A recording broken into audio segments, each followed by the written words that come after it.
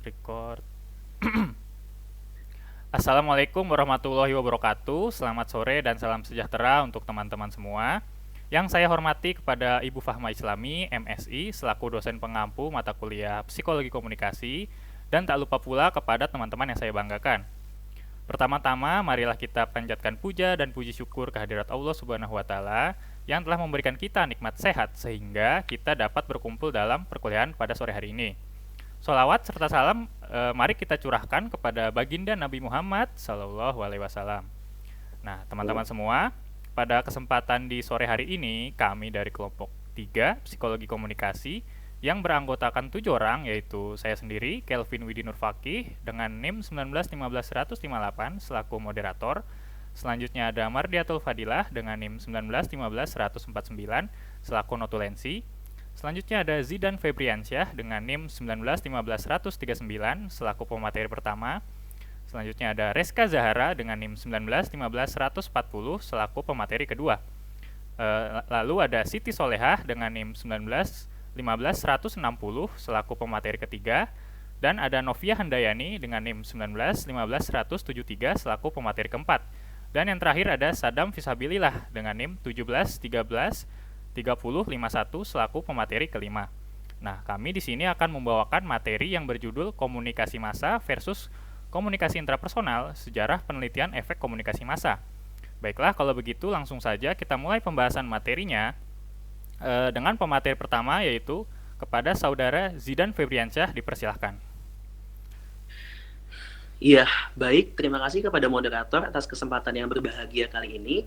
Sebelumnya mohon maaf kepada moderator, bisa slide-nya digeser terlebih dahulu di awal, kembali lagi ke awal. Iya. Baik, terima kasih. Selamat sore semuanya kepada teman-teman semua.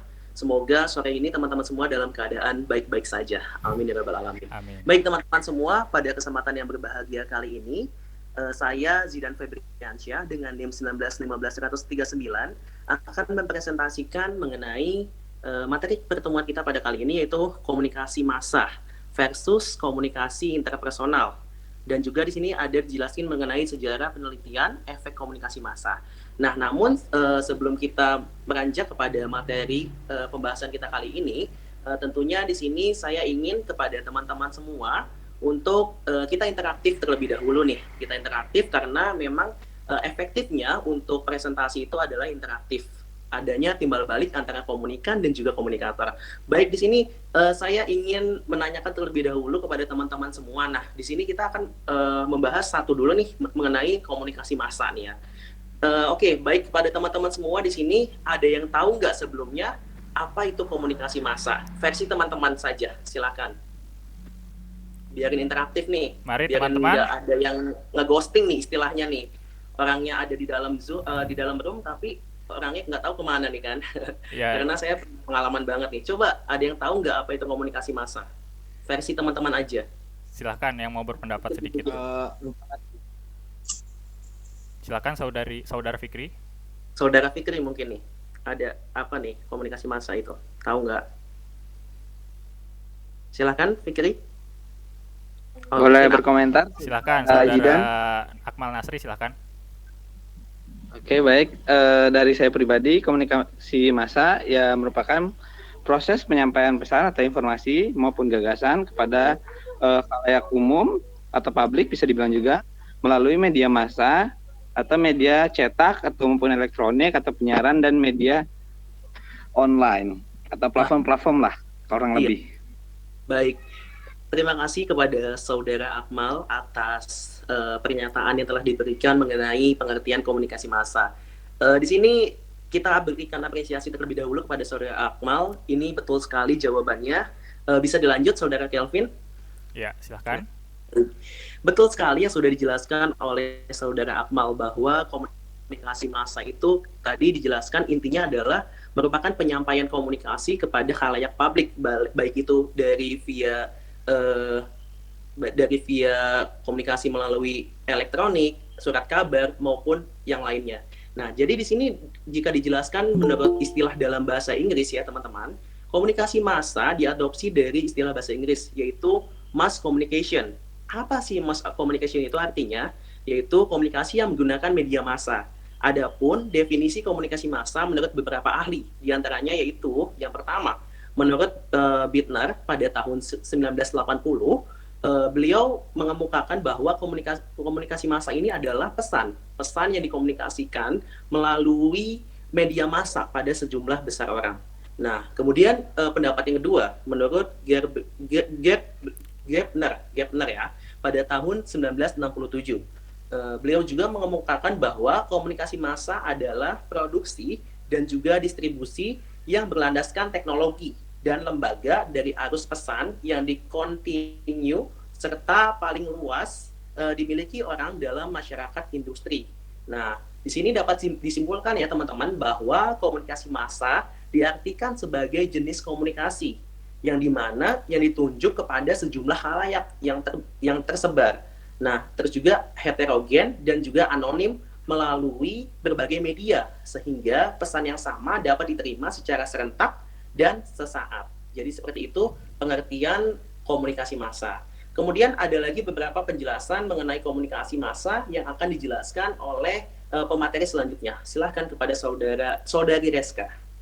Silahkan kepada saudari Reska untuk menjelaskan materi selanjutnya. Baik, terima kasih kepada moderator yang telah memberikan waktu untuk saya menjelaskan. Selanjutnya yaitu ada sistem komunikasi massa versus sistem komunikasi interpersonal. Nah, menurut Elizabeth Neumann 1973, komunikasi massa secara teknis menunjukkan 4 tanda pokok. Yang pertama ada bersifat tidak langsung, yaitu harus melewati media teknis. Yang kedua ada yang bersifat satu arah, yaitu tidak ada interaksi antara para komunikan. Yang ketiga bersifat terbuka, yaitu ditunjukkan pada publik yang tidak terbatas dan anonim. Yang keempat mempunyai publik yang tersebar. Selanjutnya, dalam sistem komunikasi massa dan komunikasi interpersonal, mohon maaf, digeser slide-nya. Iya, silahkan saudari Reska. Selanjutnya itu massa dan komunikasi interpersonal terdapat beberapa komponen. Yang pertama ada pengendalian arus informasi. Pengendalian arus informasi ini berarti mengatur jalannya pembicaraan yang disampaikan dan yang diterima. Yang kedua ada umpan balik. Umpan balik itu dalam komunikasi disebut sebagai respon, peneguhan, dan servomekanisme internal. Yang ketiga ada stimulus alat indera. Dalam komunikasi massa, stimulus alat indera bergantung pada jenis media massa. Namun dalam komunikasi interpersonal, stimulus lewat seluruh alat inderanya. Selanjutnya yang terakhir ada proporsi unsur komunikasi antara isi dengan hubungan. Mungkin hanya itu yang bisa saya sampaikan, kurang lebihnya mohon maaf. Selanjutnya saya serahkan kepada moderator. Baik, terima kasih saudari Reska yang telah memaparkan materi. Selanjutnya kepada pemateri ketiga yaitu saudari Siti Solehah, dipersilahkan. Baik, terima kasih kepada moderator yang telah memberikan waktunya kepada saya. Baik, yang selanjutnya yaitu ada sejarah penelitian efek komunikasi massa. Adapun sejarah-sejarah dari penelitian efek komunikasi massa, yang pertama yaitu di tahun 1938, propaganda media terjadi di berbagai negara. Hal ini menyebabkan ribuan orang Amerika panik karena siaran radio yang menggambarkan serangan makhluk Mars yang mengancam seluruh peradaban manusia. Di tahun 1940, Charles I. Horkan melakukan penelitian menguji efek film terhadap tentara, dan hasilnya ternyata film hanya efektif dalam menyampaikan informasi tetapi tidak mengubah sikap.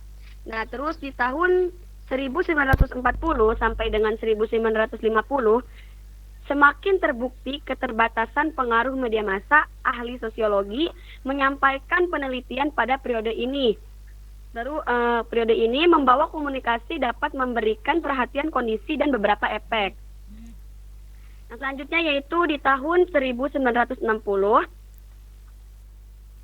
Joseph Kalper dengan The Effects of Mass Communication-nya menyimpulkan bahwa efek komunikasi massa terjadi lewat serangkaian faktor perantara, yaitu proses selektif, persepsi selektif, terapan selektif, ingatan selektif, proses kelompok, norma kelompok, dan kepemimpinan opini. Di tahun 1973, Mendelssohn menunjukkan bagaimana kampanye CBS perihal keselamatan pengemudi telah mendorong 35.000 pemirsa mendaftarkan diri pada kursus latihan pengemudi. Terus di tahun 1980, keberhasilan media massa dalam mengkampanyekan berbagai informasi penting, salah satunya yaitu kesehatan. Nah, yang terakhir yaitu di tahun 1990, pasca Perang Dunia Pertama, Howard Lawson and the Institute for Propaganda analisisnya melahirkan Melvin Delford 1975 yang mengasumsikan massa yang tidak berdaya ditembaki oleh stimulus media massa, disebut juga teori peluru. Mungkin cukup sekian dari saya kembalikan lagi kepada moderator. Baik, terima kasih kepada Saudari Siti Soleha yang telah memaparkan materinya dengan baik. Selanjutnya untuk pemateri keempat kepada Novia Handayani, saya persilahkan. Terima kasih kepada moderator yang telah meluangkan waktunya. Setelah selanjutnya saya akan membahas tentang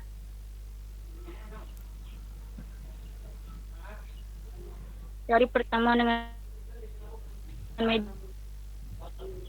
media.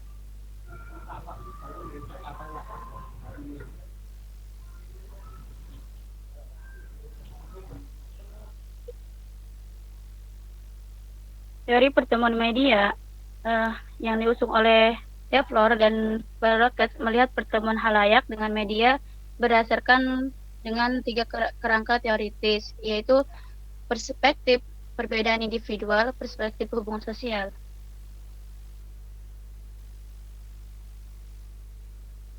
Jadi secara singkatnya yaitu perspektif perbedaan individual itu memandang bahwa organisasi personal psikologi individual akan menentukan bagaimana individu memilih stimulus dari lingkungannya dan bagaimana ia memberi makna pada stimulus tersebut. Yang kedua itu perspektif pada kategori sosial, yang dimana berasumsi bahwa dalam masyarakat terdapat kelompok-kelompok sosial yang reaksinya pada stimulus tertentu dan cenderung sama.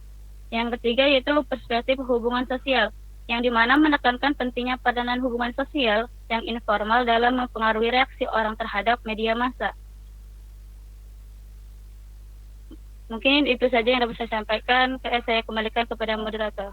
Baik, terima kasih kepada Saudari Novia Handayani. Selanjutnya untuk pemateri terakhir atau pemateri kelima kepada Saudara Sadam Fisabilillah, saya persilahkan. Baik, terima kasih moderator. Selanjutnya saya akan memaparkan materi. Di sini ada faktor-faktor yang mempengaruhi reaksi khalayak pada komunikasi massa. Media massa merupakan faktor salah satu pengubah perilaku khalayak atau banyaknya orang. Karena di sini khalayak itu diibaratkan seperti kepala kosong atau wadah kosong yang siap diisi dengan menerima pesan-pesan yang diberikan dari media massa. Dalam perspektif sosial, bahwa masyarakat terdapat kelompok-kelompok yang reaksinya pada stimulus tertentu cenderung sama.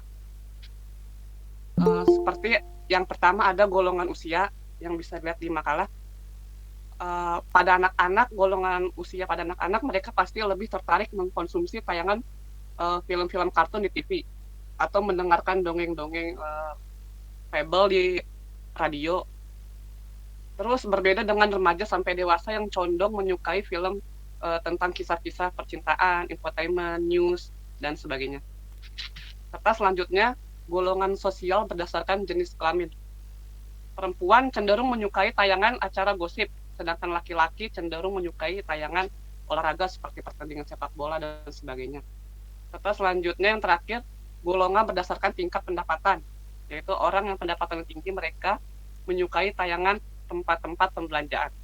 Dari masing-masing kelompok tersebut apabila masing-masing golongan sosial mereka cenderung memilih isi komunikasi yang sama, maka bila mereka berkomunikasi, maka akan memberi respon dengan cara hampir yang sama juga. Terima kasih. Sekian pemaparan dari kelompok kami, saya kembalikan ke moderator. Baik, terima kasih kepada Saudara Sadam Hisabilillah yang telah memaparkan materinya dengan baik. Selanjutnya kami akan membuka sesi tanya jawab. Untuk sesi pertama akan kami buka 2 orang penanya terlebih dahulu. Nah, kepada teman-teman yang ingin bertanya, saya persilahkan.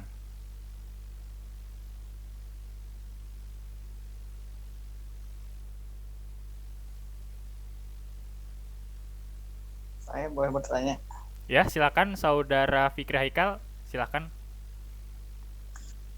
Ya, terima kasih moderator Iya. telah mempersilahkan saya untuk bertanya. Iya. Sebentar ya. Ya, silakan sebutkan nama dan NIM-nya, jangan lupa.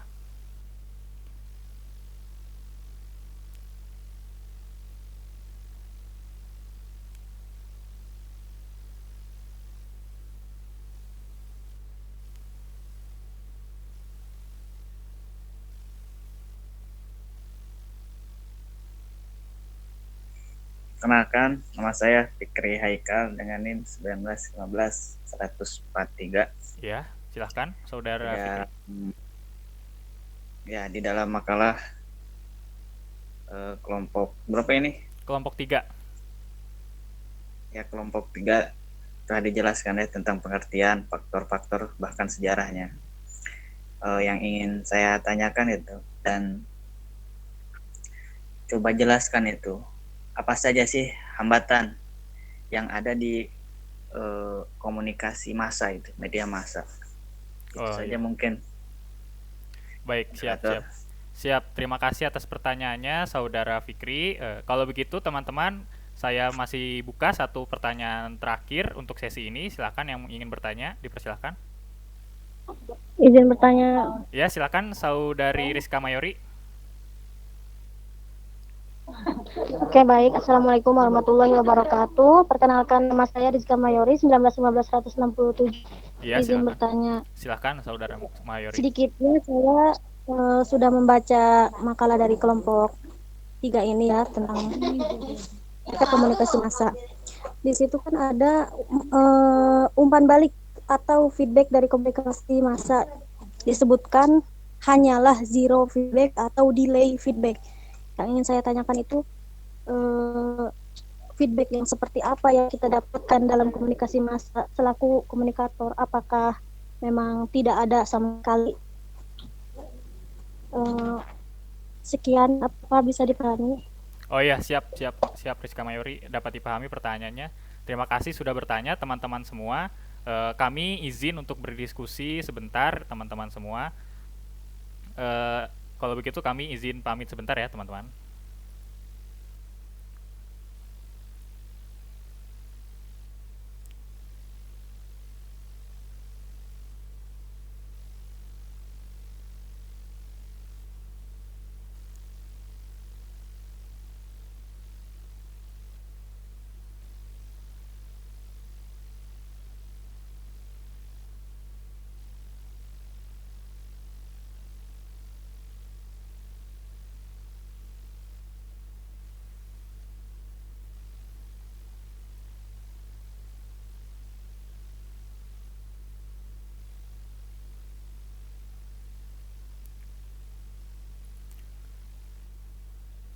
Baik, teman-teman semua, kami sudah selesai berdiskusi dan akan menjawab pertanyaan dari Saudara Fikri Haikal. Apakah Saudara Fikri Haikal sudah hadir? Saudara Fikri Haikal ada? Ada. Ya, pertanyaan dari Saudara Fikri Haikal akan dijawab oleh Saudara Zidan Febriansyah. Kepadanya dipersilahkan.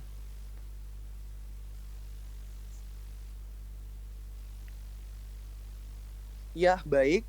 Di sini saya akan menjawab pertanyaan dari Saudara Fikri. Namun sebelumnya saya memohon maaf apabila tidak on cam pada saat menjawab pertanyaan dari Saudara Fikri.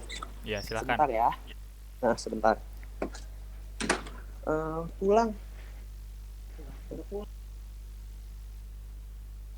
Bisa udah pulang, Bu. Tadi udah gak ada, Bu. Udah gak ada, serius. Baik, di sini untuk hambatan-hambatan mengenai komunikasi massa, yaitu yang pertama ada hambatan di bidang psikologis. Yang dimana hambatan psikologis ini yaitu hambatan-hambatan yang merupakan unsur dari kegiatan psikis manusia.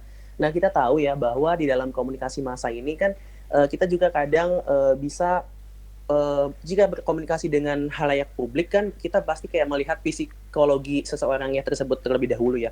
Yang biasanya memang ketika kita berkomunikasi dengan lawan bicara kita, tentu yang menjadi hambatan kita adalah mengenai psikologi si lawan bicara kita, karena ketika kita melihat lawan bicara kita misalkan nih mukanya itu yang flat banget ya, kita kayak nggak tahu gitu lawan bicara kita itu sedang marah atau sedang nggak mood atau sedang apa gitu kan, padahal ternyata muka beliau itu memang flat gitu kan. Itu yang menjadi hambatan yang pertama mengenai hambatan psikologis. Terus yang kedua ada yaitu hambatan mengenai sosiokultural. Nah, yang dimana hambatan sosiokultural ini merupakan aneka atau etnik.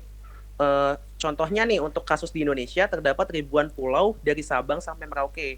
Terus yang kedua, satu sisi kenyataan tersebut menjadi kekayaan yang tak terhingga nilainya. Namun di sisi lain realitas tersebut menjadi salah satu faktor penghambat dalam komunikasi massa. Jadi kayak perbedaan suku, perbedaan adat dan budaya itu bisa menjadi hambatan kita dalam melakukan komunikasi massa. Karena memang kan kita kalau misalkan berkomunikasi dengan yang berbeda suku kan kita harus mengetahui dulu gitu ya dalemannya gitu. Kalau itu yang menjadi tantangan bagi kita semua dalam berkomunikasi berbeda suku. Terus yang ketiga ada hambatan interaksi verbal, yang dimana hambatan interaksi verbal ini yang pertama biasanya polarization atau kecenderungan untuk melihat dunia dalam bentuk lawan kata dan menguraikan dalam bentuk ekstrim seperti baik dan buruk, positif atau negatif, sehat atau sakit, pandai atau bodoh, dan lain sebagainya. Terus biasanya kita mempunyai kecenderungan yang kuat untuk melihat trik-trik ekstrim dan mengkelompokkan manusia, objek, dan kejadian dalam bentuk lawan kata yang ekstrim.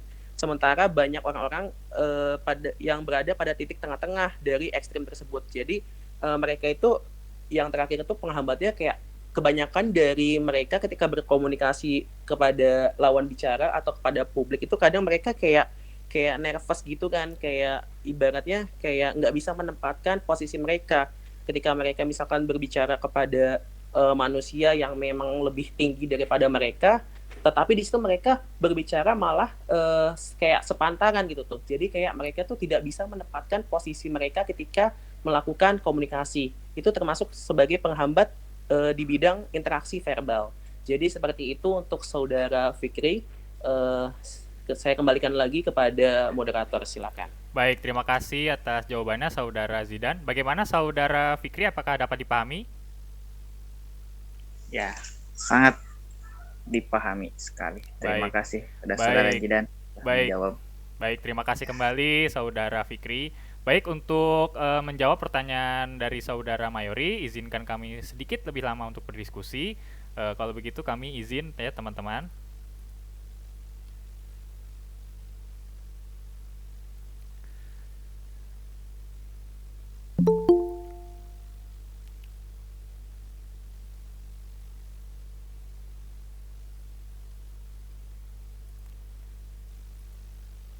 Ya, baik.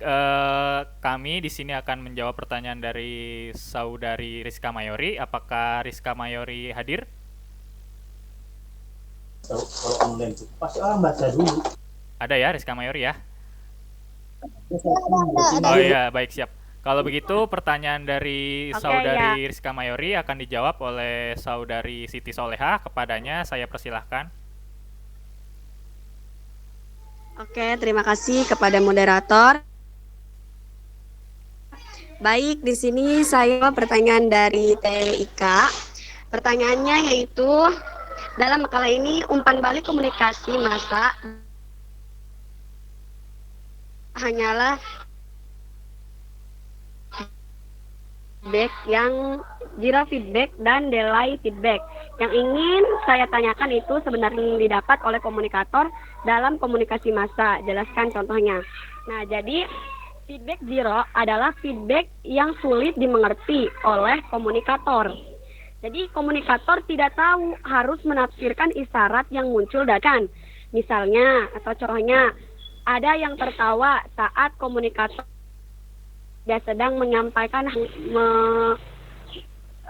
kayak komunikator tuh kayak enggak lagi ngelucu, terus ada juga yang tiba-tiba sedang menangis dan lain sebagainya.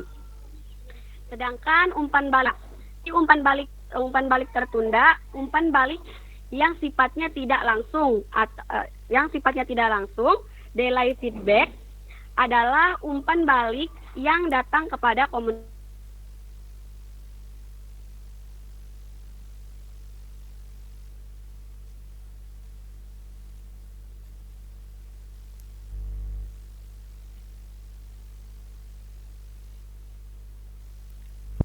Halo, Saudari Siti Solehah. Mungkin agak terkendala sinyal ya, teman-teman, harap ditunggu sebentar.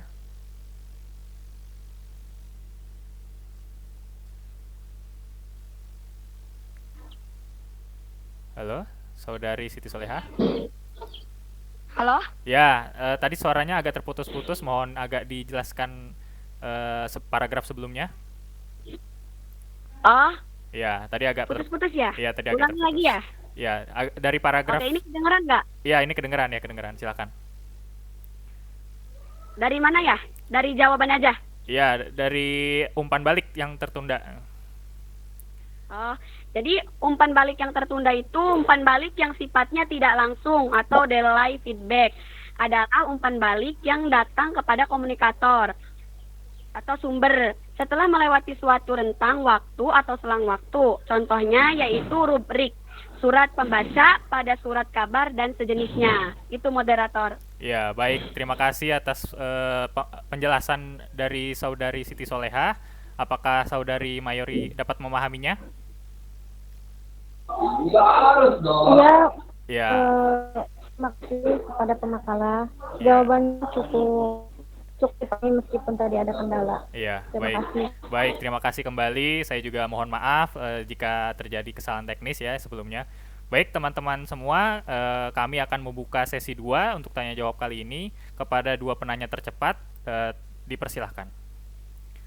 Boleh saya izin bertanya? Oh ya, silakan, Saudara Wahid dulu ya. Baik. Ya, silakan Saudara Wahid. Oke, izinkan saya bertanya. Nama saya Wahid Hasyim Hidayat, NIM 1915165. Mohon bertanya tapi saya nggak open cam ya. Oh iya, silakan. Ya, saya membaca pada bagian umpan balik ya, di mana ada penjelasan servo mekanisme yang dijelaskan umpan balik sebagai peneguhan. Respon yang diperteguh akan mendorong orang untuk mengulangi respon tersebut. Sebaliknya, respon yang tidak diperteguh akan dihilangkan. Nah, apakah ada faktor-faktor lain yang bisa mempengaruhi jalannya sistem tersebut? Itu pertanyaan saya. Terima kasih.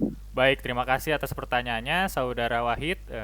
Baik, tadi selanjutnya Saudara Mulkan mau bertanya ya? Dipersilahkan, Saudara Mulkan. Baik.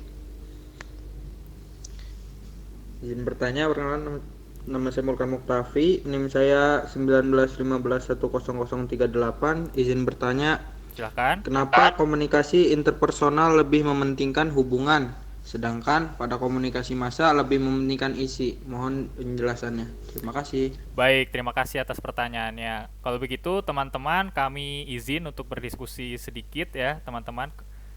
Mohon maaf jika ada terkendala dengan sinyal, khususnya. Kalau begitu, kami izin dulu terlebih untuk berdiskusi.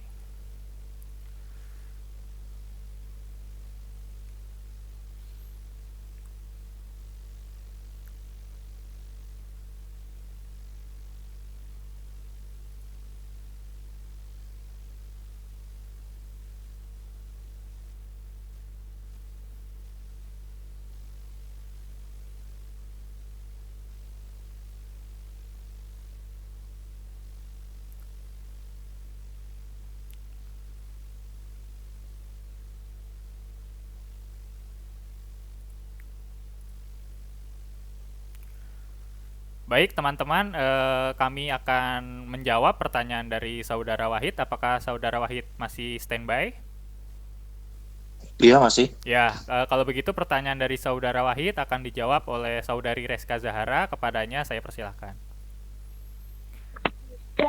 Baik, terima kasih kepada moderator. Izin menjawab pertanyaan dari Saudara Wahid. Yang Wahid tanyakan itu penjelasan servomekanisme yang dijelaskan umpan balik sebagai peneguhan. Nah, yang dijelaskan umpan balik sebagai peneguhan itu respon yang diperteguh akan mendorong orang untuk mengulangi respon tersebut. Sebaliknya, respon yang tidak diperteguh akan dihilangkan. Pertanyaannya itu, apakah ada faktor-faktor lain yang bisa mempengaruhi jalannya sistem tersebut? Sebelumnya saya izin memperjelas dulu bahwa servomekanisme dan peneguhan itu berbeda dalam umpan balik gitu. Izin memperjelas juga bahwa peneguhan servomekanisme itu bukan masuk ke dalam faktor gitu. Jadi servomekanisme sama peneguhan itu masuk kepada kata lain dari umpan balik. Di makalah juga disebutkan bahwa dalam komunikasi umpan balik diartikan sebagai respon, peneguhan, dan servomekanisme. Jadi ketiga itu tuh kata lain dari umpan balik gitu. Semoga dapat dipahami ya. Terus izin menjawab pertanyaannya yaitu apakah ada faktor-faktor lain yang bisa mempengaruhi jalannya sistem tersebut. Nah, faktor lain yang dapat mempengaruhi umpan balik sebagai peneguhan itu dalam komunikasi massa. Misalnya nih, dalam komunikasi massa itu ada surat kabar, majalah, dan lain-lain. Itu misalnya kita ambil sampelnya dari surat kabar, majalah, itu dulu. Mungkin yang dapat dipengaruhinya itu penerbitan dari surat kabar atau majalah pada waktu berikutnya gitu. Itu dalam komunikasi massa. Tetapi kalau dalam komunikasi interpersonal itu berbeda. Pengaruh umpan balik sebagai peneguhan ini tidak terjadi pada situasi secara serentak. Misalnya nih, obrolan saya dengan Wahid. Nah, kita sedang ngobrol nih, Hid. Nah, obrolannya itu dapat direspon dengan cepat karena cibira atau omongan saya. Itu misalnya kita lagi ngobrol, terus ada kata-kata saya yang tidak enak gitu, jadi si Wahid langsung nyangkal tuh perkataan dari saya tuh. Tapi kalau misalnya dari media massa atau komunikasi massa, isi majalahnya itu saat waktu yang tidak segera berubah karena reaksi pembacanya tidak dalam waktu itu gitu kan. Kalau misalnya kita komunikasi langsung feedbacknya itu langsung disampaikan, sedangkan kalau dalam majalah, dalam surat kabar kan kita nggak bisa langsung menyampaikan, jadi reaksi si pembacanya itu tidak dalam waktu itu juga. Jadi faktor yang dapat mempengaruhi dalam komunikasi massa di umpan balik sebagai peneguhan itu terjadi pada penerbitan berikutnya. Jadi pengaruhnya itu pada penerbitan berikutnya gitu. Bisa dipahami Saudara Wahid? Bagaimana Saudara Wahid? Iya, baik, mudah dipahami. Terima kasih atas jawaban dari kelompok ini. Ya, baik. Terima kasih kembali Saudara Wahid. Kalau begitu kami akan menjawab pertanyaan terakhir dengan sedikit berdiskusi lebih lama lagi, teman-teman. Mohon kami izin ya.